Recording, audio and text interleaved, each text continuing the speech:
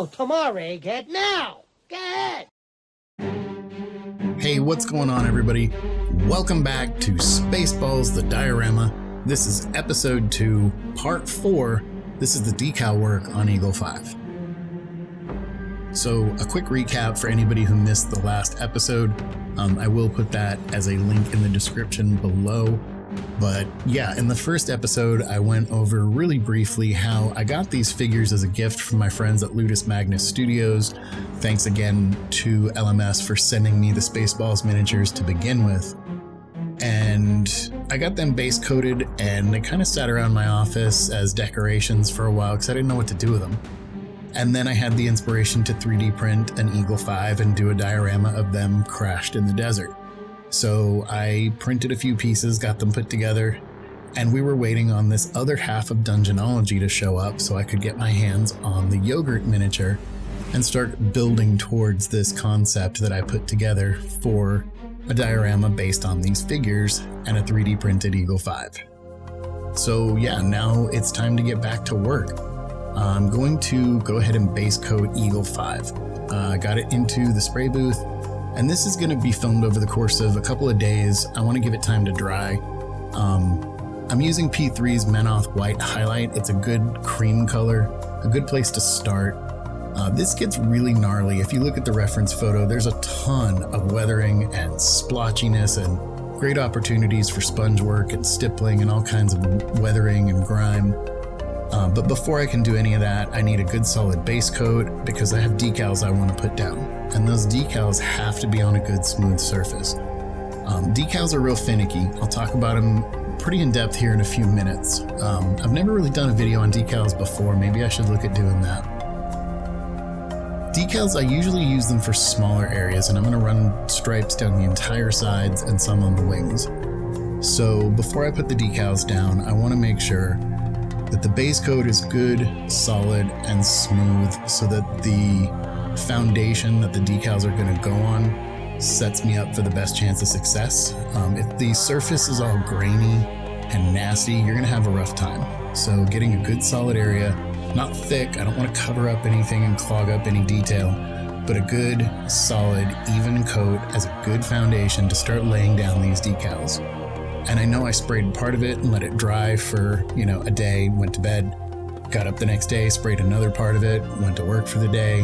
I let it dry really well in between all the coats to give it a good solid foundation on all sides, under every little area, up in the fender wells, under the wings, and give it the best possible base coat.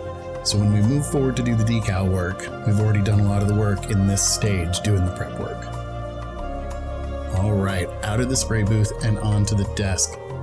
You may not have caught in the last video, I've changed camera angles, much better results. My big fat hand is in the way a lot less. So yeah, anyway, moving forward, you can see on the decal sheet, I have printed lots of extras so that if I have a mistake, I have lots of extra copies. I've got a few paints I know I'm going to use to start basing in some of the engine vents and the tires. But for decal work, yeah, let's get into it because I've never really done a bit on decals. Couple of recommendations. First of all, clear your area, get as much crap out of your way as possible. Stay as calm as you can and don't get frustrated with your work area. So clear everything out of the way, get just what you need, some decals, some water in a jar, and make sure the surface of the model is clean before you start. You can use some microset. It's an extra little bit of adhesive. It helps glue some of these decals into place just a little bit better than relying on the adhesive on the back of this paper. I've said it a few times, my sheet of extras, we'll just put it off to the side, but I printed that myself. You can buy this paper, you can buy water slide decal paper, print it yourself, and then make sure your pieces are going to fit. Before you start getting them wet and soaking them, dry fit them. You can see right here, I've got them all cut out. I've taken the time on the table now to trim them all down and get the best possible fit now, because trying to trim a decal on the model, you're gonna have a bad time. You're gonna rip the decal, you're gonna handle it too much and pull that pigment up. There's lots of ways you can mess up a decal. So make sure they fit first. And yeah, put it in a tray of water, and let it sit for a little bit. You don't want to rush this part. When you print your own decals, you're going to print them on an inkjet printer, and it's just ink on a plastic sheet. You have to seal it with a matte varnish. After you print your decals, let the sheet dry, maybe under a ceiling fan really well for half an hour, and then hit it with a few layers, really thin layers of matte varnish to protect that ink so that it has the best chance of surviving the process of being soaked in water, handled with your fingers, having, Q-tips rubbed across the surface to get moisture off, and not have that printed pigment come right off the paper. Now, you do want to handle them as little as possible. You want to dry up as much excess liquid as you can. But yeah, trim them down first, soak them for a good long while. Make sure you experiment with the paper and you know how long they soak. You don't want it to sit there too long or you're going to waterlog the substance. You're going to waterlog the ink. It's going to mess up your print if it sits in there for too long. But if you try to pull it off that backing paper too quick, then you're just going to use your fingers and add too much friction and you're going to mess up the decal. After you experiment with a few and you get the hang of it, they're a lot easier to work with than it sounds. But they're great for things like this. When you're trying to do could I have painted the W? Probably. Could I have painted one or two stripes, maybe using some masking tape and airbrush? Possibly. But to get all these stripes to line up all the way down and all the way around, this just made the most sense to me. So this is a perfect example of what I use decals for. Stuff that would just be too much of a pain in the butt to try to paint. So once you get the decal off the backing paper and on the model, you slide it around, get it where you need it, and then use these Q-tips. I like these pointed ones. They help me roll. Don't slide. You don't want friction. Friction is going to rub away that matte varnish that may or may not already be waterlogged, and it's the risk of rubbing away what you printed on that decal paper to begin with. So try to roll across the decal and work from the middle towards the edges, whether you're going left to right, top to bottom. Just try to roll out the excess moisture from underneath. And with any luck, you should be able to get all the extra moisture out and not have any bubbles, if you did this right. And you'll see there's parts of mine that are going to look good, and there's parts I got some bubbles. It happens. What are you going to do? Live and learn, right? So once you get a decal on, something else I like to do is go around and check the edges. Yes, you just wiped off all the excess moisture, but if you do have an edge that is lifted in any way, now's the time to hit it with some micro set. And what I mean by that is just like the way a wash will flow into the cracks and crevices, if you have a gap or a little tiny seam that maybe you can't see, the micro set on a brush, when you run it along that edge, it's going to wick into those areas and it's going to help seal your edges. So get off all the extra excess, go around the edges looking for any places that maybe you need to hit, and then let it dry. Set it off for a while, let it dry, and when you're ready, you can move on to your next decal, whether it's a few hours later, whether it's the next day. Give yourself whatever time you need, because it really sucks when you're trying to put on decal number 6 and you didn't wait for number 5 to dry, and your thumb moves and you put the model down and you realize you still have number 5 stuck to your thumb, and now you got to try to redo it. And if you start rushing and start getting ahead of yourself, you're going to mess up. You're going to get annoyed and frustrated, and yeah, not going to have a good time. So if you're going to do decals, just have some patience, have the time, and getting away from video and looking at some stills here. These are work in progress, don't judge me. The black's kind of choppy, the bloodstone on the engine intakes is it's not solid yet, but work in progress. But the point here is looking at the decals, and you can see that running all the way down this passenger side of Eagle 5, we've got all these nice pinstripes. They all line up. Looking at the driver's side, yes, I see the bubbles up near the door. Thank you. I saw those too. I know, I could have done better there, but I screwed up. But that's what I'm saying. Live and learn. You practice, you get used to it. I'm surprised I didn't have worse air bubbles than I did.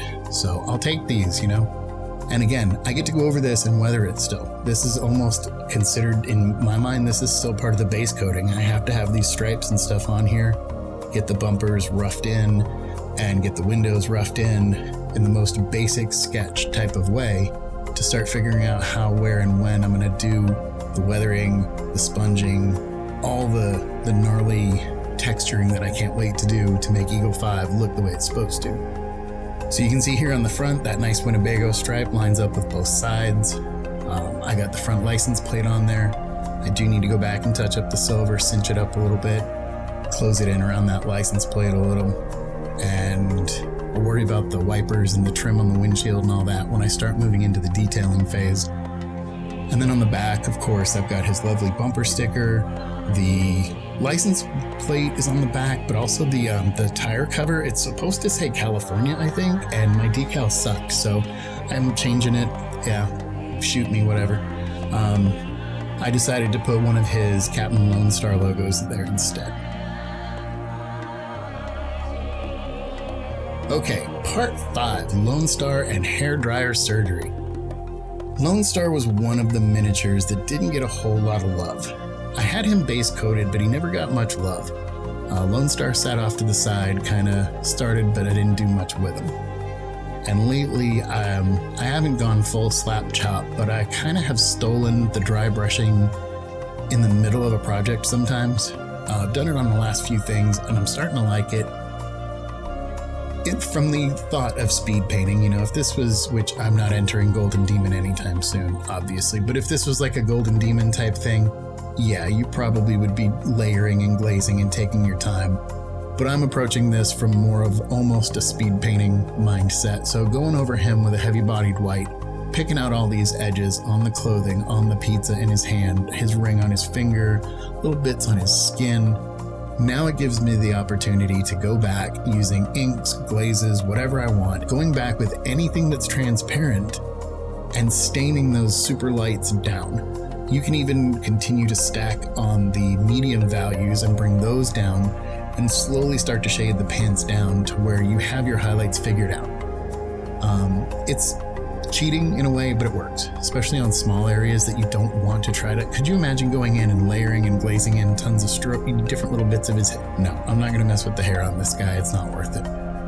I am going to go ahead and continue to work on getting these pants to where I want them by layering these different tints and these different stains, but not letting them pool up. I'm not trying to be lazy and just let it glob up everywhere and look just haphazard.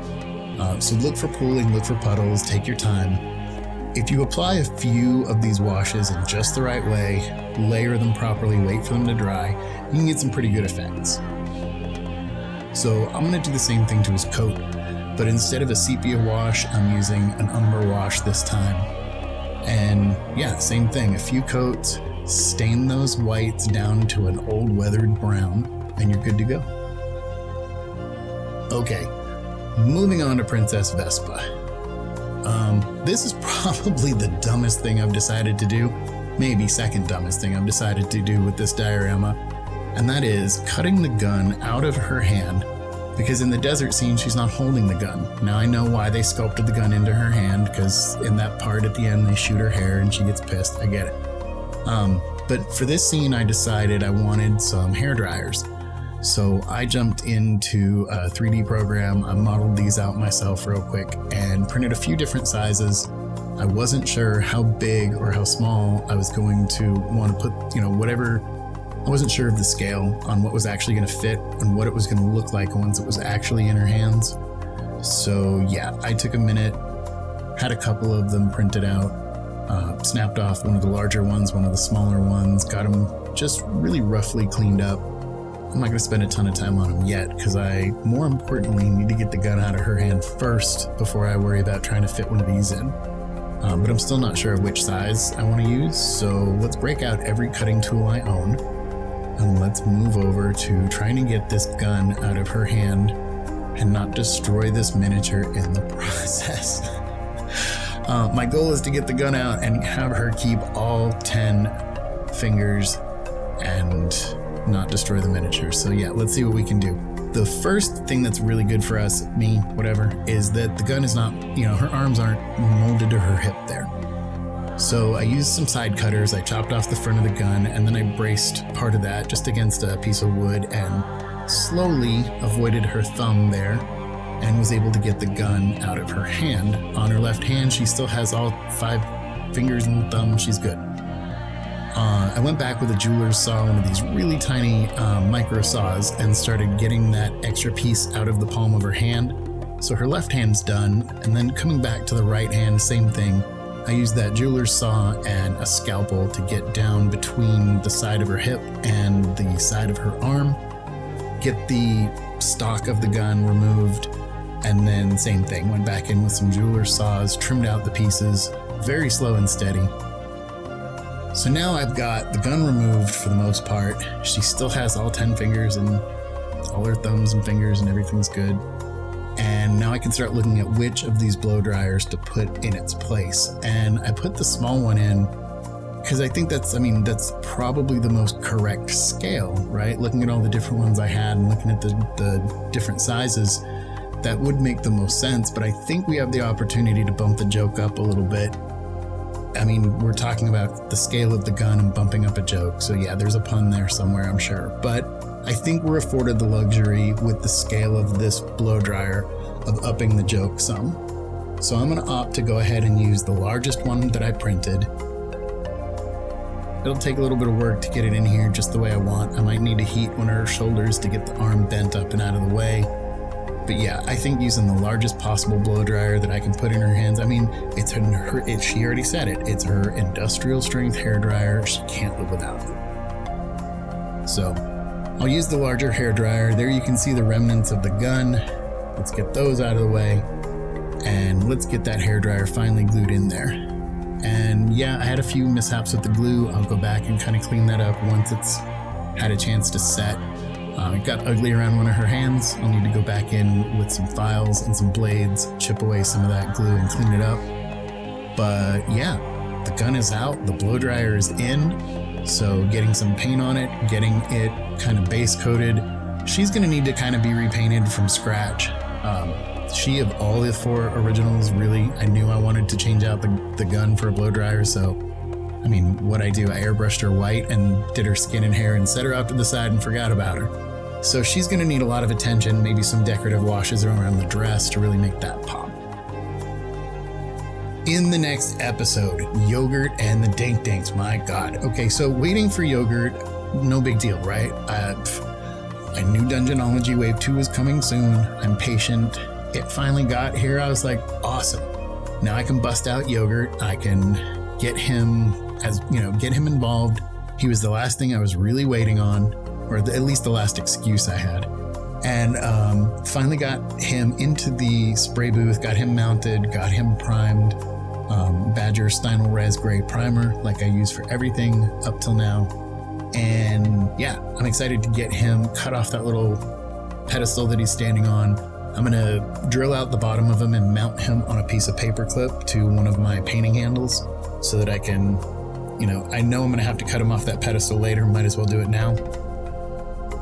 So yeah, he's ready to go. And I just recently switched over to Monuments Pro Acryl, and that's like 2 coats of that green. It's beautiful. I love this new paint. I'll probably be doing a video about it very soon, but yeah, I could easily see myself becoming a Pro Acryl snob.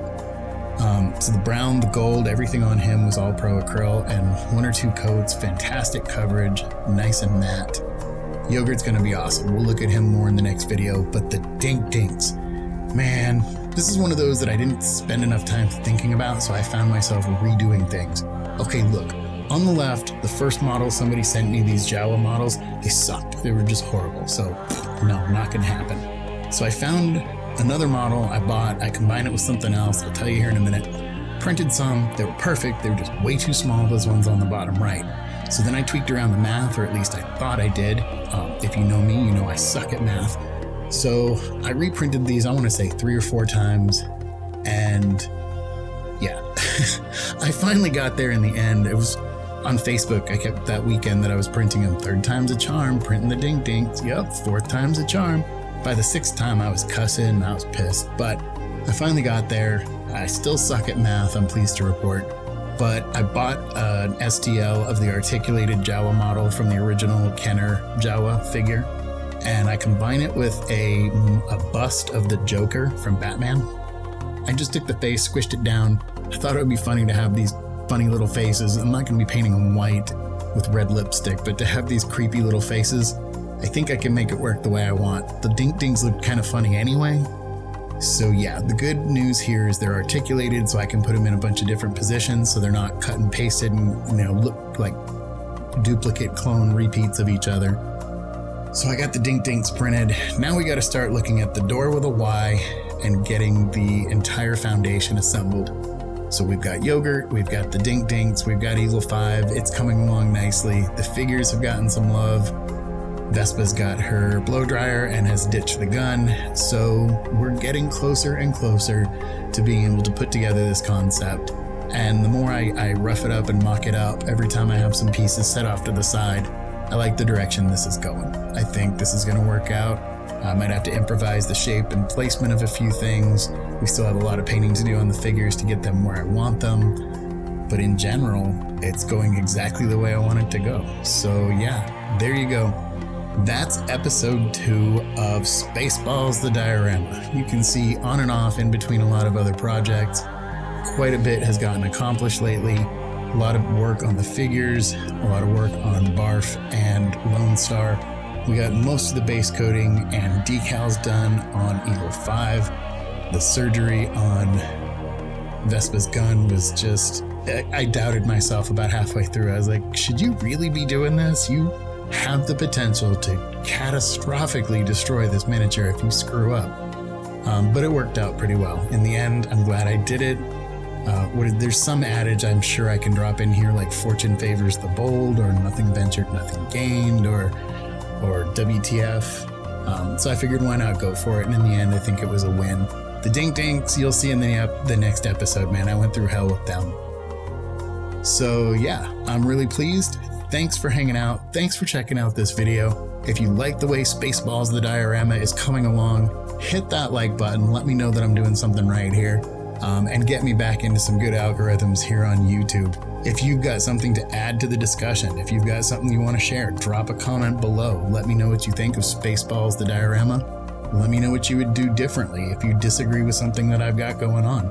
If you know somebody that really digs on Spaceballs, share this video with them. And if you haven't yet, please subscribe to Egghead Hobbies. I want to continue to grow this channel and really go big in the beginning of the new year. So get on board now, hit that notification bell. And yeah, that's it. That's this episode of Spaceballs the Diorama. So thanks for hanging out. Get out of here, man. Go make something. Go be creative. Go do something fun. And we will see you in the next episode. Take care, everybody. Bye-bye.